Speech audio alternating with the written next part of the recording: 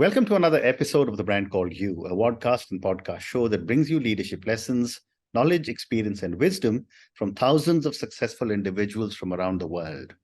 I'm your host, Ashutosh Garg, and today I'm privileged to welcome a very, very senior and accomplished individual from the world of music, from Warsaw, Poland, Patrycja Piekutowska. Patrycja, welcome to the show.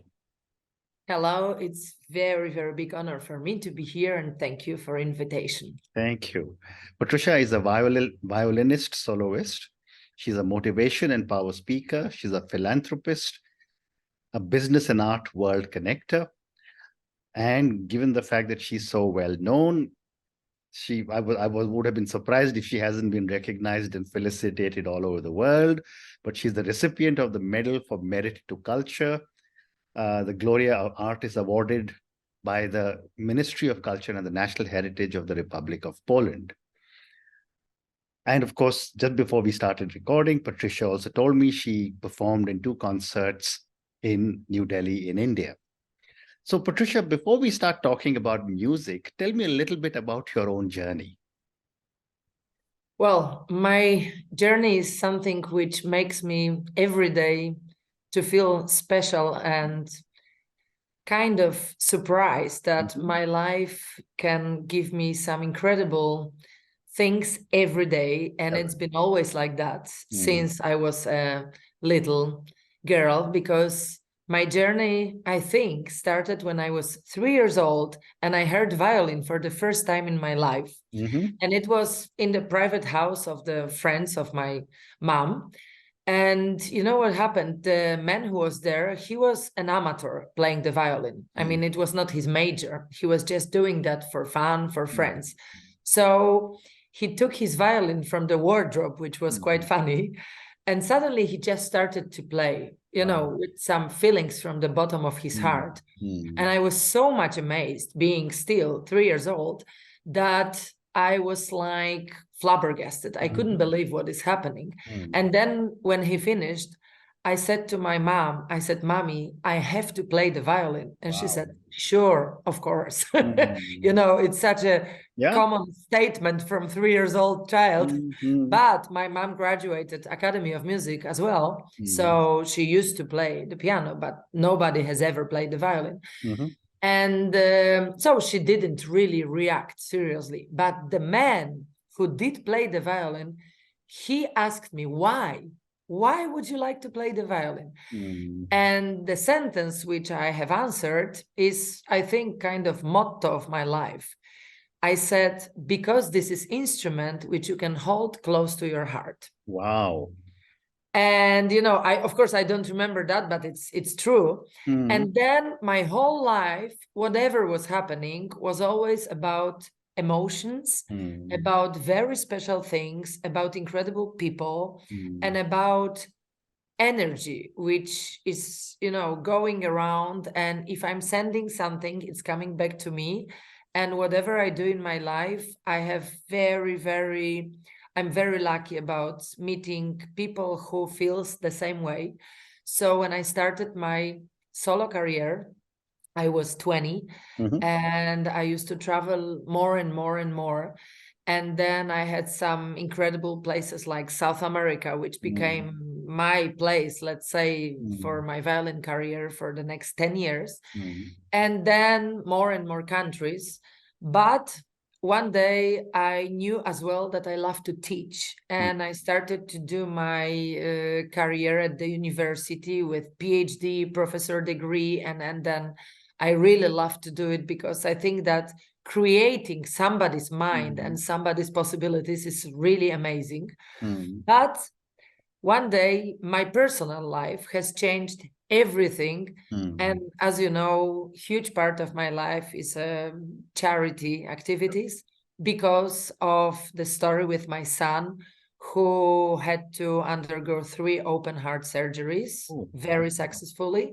But everything what was happening with him was changing my priorities, my feelings, my emotions. And I think the most important, it has changed my idea what I should do in my life and why.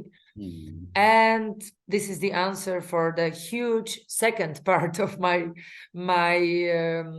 how to say, it's not my major, but it's another journey of my life with my charity activities for children hospitals in Poland. So we're going to come to the work that you're doing in the children's hospital in Poland, but let's talk a little bit more about music now. You picked up the violin, or you got the desire to pick up the violin when you were 3 years old, and then you said you went and spent 10 years in South America. What kind of work do you have to do to become a globally recognized and respected violinist? It's a very tricky question, I would say, because it's not like there are things which, if you do, you will become. No, but I mean, you must have practiced for hours and hours, isn't it? Of course, that's true. First of all, it's the most important thing is to have such a good moment in your life to meet the correct masters. Because in my profession, the most important is who is teaching you, who is your violin, in my case, professor. And I was very, very lucky to have incredible professor at the Chopin University in Warsaw. And then I was studying in Brussels with Igor Oistrach, one of the greatest stars ever. And the point was that first of all, I knew that hard work is absolutely the most important, because these are, as you said, hours and hours of practicing, but also observing what is happening around. You cannot be like this in that profession, because you will never evaluate. You stay in one place. So I was often traveling for master classes to different countries. First time when I was 17 years old, I was on 2 months master classes in the United States. And it was absolutely incredible, because it was opening my mind like nothing else, meeting people from all over the world. Of course, first time in my life speaking English every day. And in these times, in 80s, we were not so familiar with English in Poland. Correct. But the point was that I was, and I am, very open person and open-minded, and it helps. So answering your question, some kind of brains which you have and character is also determining if you will become an international recognized person, because it's not only playing the instrument or acting, there are many things which are very important to create your personality and to extend your possibilities on very high level, because otherwise you get lost. Amazing.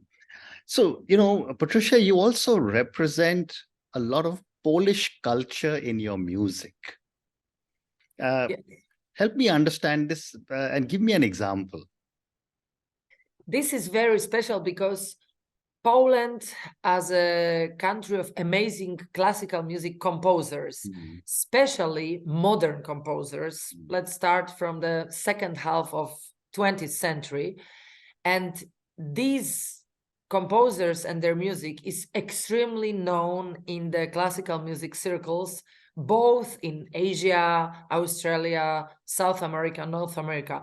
So this is kind of path which you can follow. You are not opening the doors and there is nothing, but you can join something what is very well based.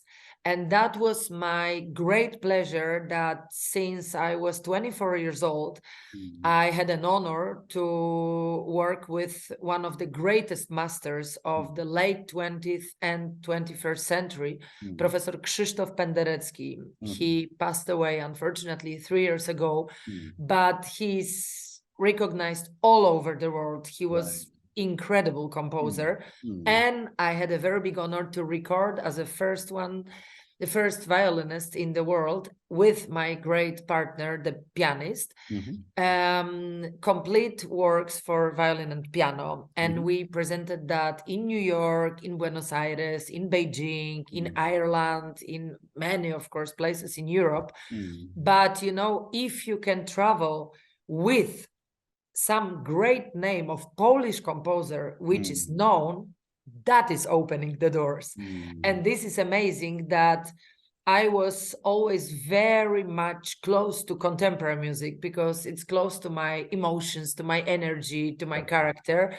But presenting to people something what is really special, but they may not even know it, and you are successful, that makes you feel even better. Fascinating. So tell me a little bit about some of your memorable concerts, because I'm sure you have performed all over the world. Yes, there are some concerts, I would say, on different fields in my memory, because there are some concerts where I could start to feel that this is what I should do in my life, and that I will start. Just one thing about my debut in Warsaw National Philharmonic Hall, but as a diploma recital for my high school, because I've been chosen as a violinist. There was, of course, a pianist and cellist, but I played one of my most beautiful pieces, which I love, with orchestra. And you know what happened? Some people started to talk to me after the concert, congratulating me, and they told me that they had tears in their eyes when I was playing. And that was something what I understood, that, oh my God, that's what I want to achieve. Because technical things are, you need to have it, but not everybody can open the hearts. So then when I was traveling, for me, the most incredible was to touch the emotions. And the best continent for that is South America. And as I told you, since 2001, I started my quite wide career in South America.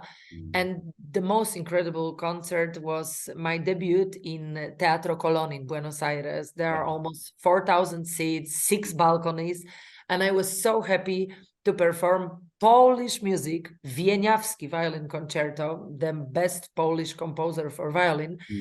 And, this is something what I will remember till the end of my life. Amazing. But also the concert in small places where you cannot expect at all how many music lovers you have. For example, in Punta Arenas in Patagonia. Can you imagine? It's like the end of the world. And full house. So it's incredible. But I also had amazing concerts in Ecuador, in Venezuela, and in New Delhi. It was already in 1998. And I remember that there were so many people who used to live in India, but they were coming from different countries. So they were real music lovers who were so happy to go for classical music concert. But many concerts are in my memory because mostly of the beautiful place and people. Absolutely. Thank you. What a great response. So when you start to prepare for a concert, what kind of work do you have to do yourself? One is, of course, practicing, but your stage presence, you've got to have a whole story that you're probably going to present to your audience. How much time does it take and what kind of effort goes into it? I think beside practicing, because that, of course, is we have to do it. But I think for me, the other side of my life, which is very important, is history of art. And I'm a huge fan of many painters, architectures, sculptists. And every time I fly somewhere in the world, I go to the museums, I check if there are some incredible exhibitions. You know why? Because the best energy, which is, how to say, affecting me, is coming from the visual arts, not from the sound.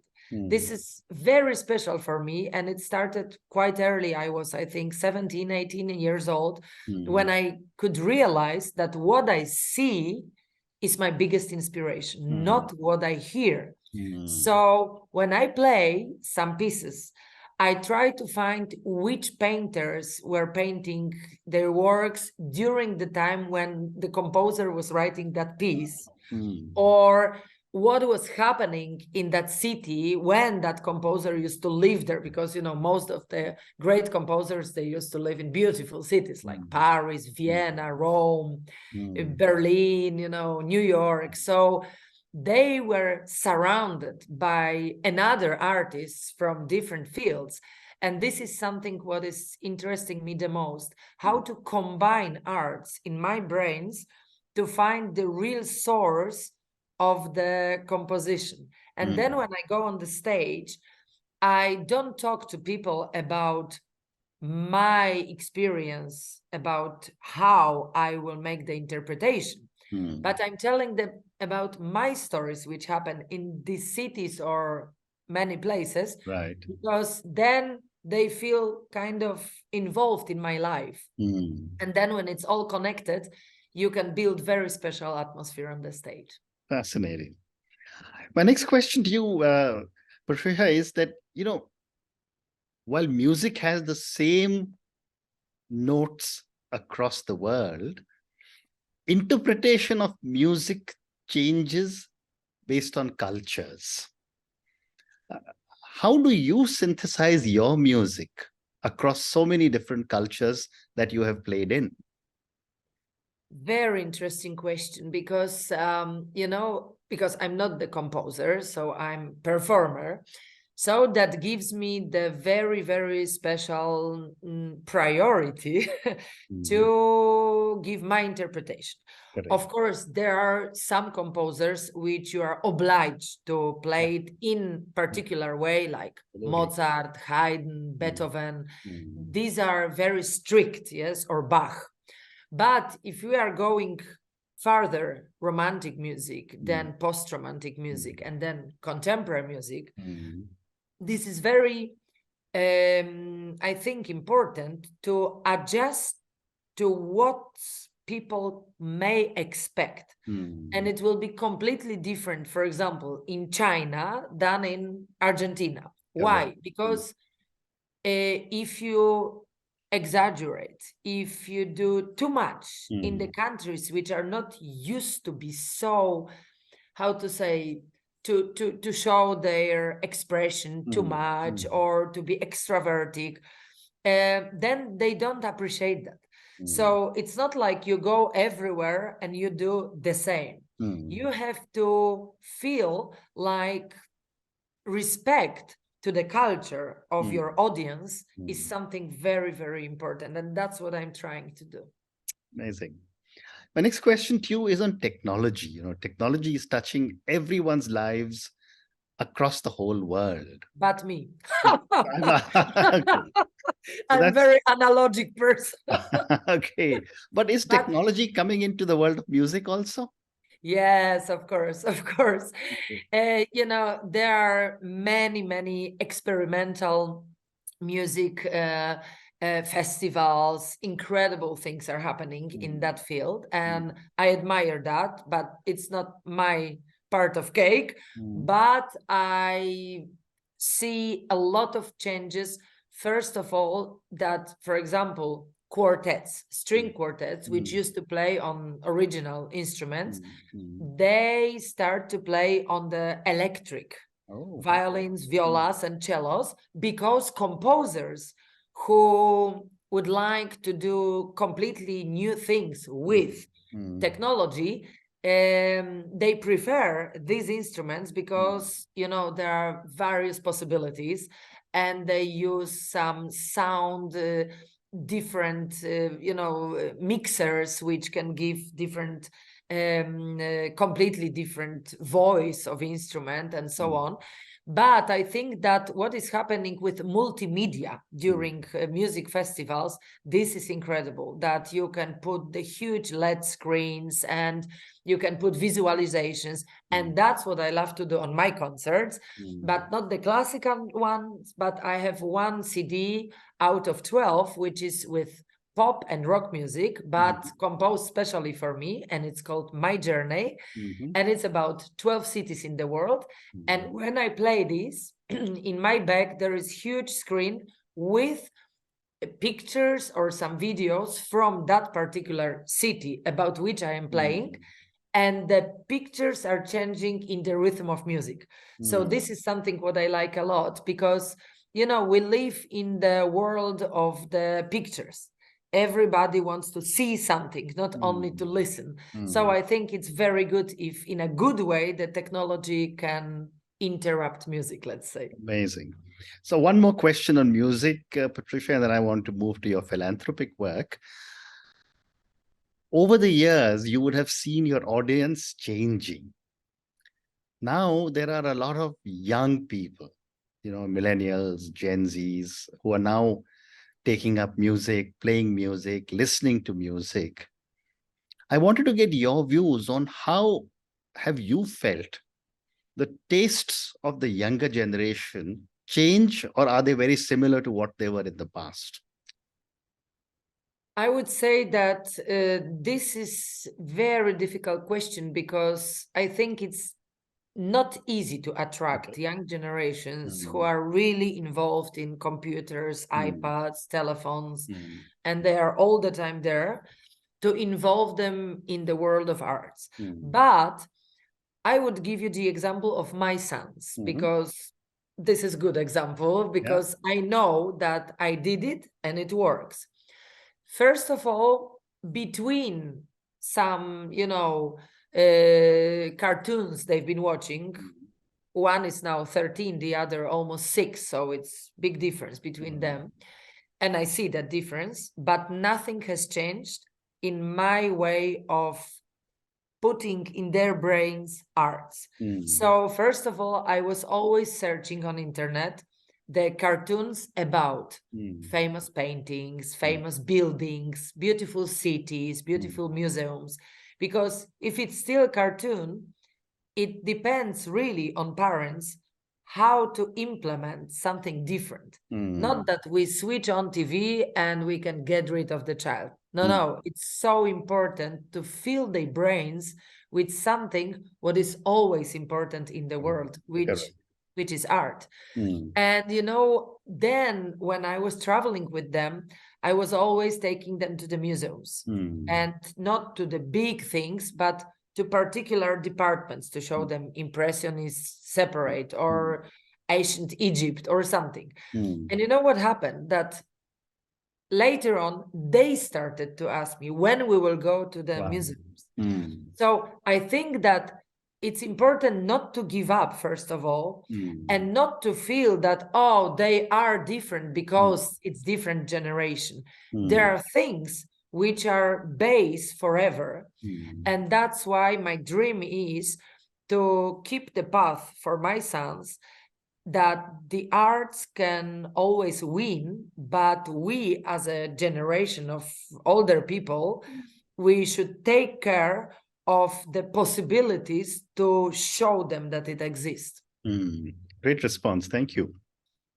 So now let me talk, Patricia, about some of the philanthropic work that you're doing. And when I was reading about you, you have built the largest children's hospital in Poland, and you raised just departments. Just departments. And you have raised over 2 million euros. Yes. Tell me a little bit about what went into, you know, supporting such a noble activity, and what were some of your challenges and learnings? Well, the most important was why I started to do it. And the only inspiration was my son and his heart disease. And what he was telling me about the hospital, that, Mommy, I understand that the equipments are great and doctors are great, but why it's so ugly inside? Why the interiors are not nice? And then I realized that we as an adults, we don't see that because we are used to that it's not always beautiful inside. Correct. But for kids who lives now, when the schools are beautiful, you know, you can have all the colors of the toys, you have beautiful shops and the movies, they are used to colorful things. And when suddenly they don't find it, it's shock. So that was my idea, to start the renovations in the very, very special way, to work with great architects, great interior designers, to make something what will, you know, take away the fear to go to the hospital and the bad moments, you know, and that they are really scared what will happen in front of them, because they can see some beautiful things, beautiful paintings or some designs or some toys which are 3D and they can touch it. Yeah. But, you know, like in good aesthetics. And then, because I was working many, many years with business world, with my artistic projects, I decided that it will be the best way, because I don't like to work in crowd. I'm lost in crowd. I'm a soloist, you know, so, but in the good way.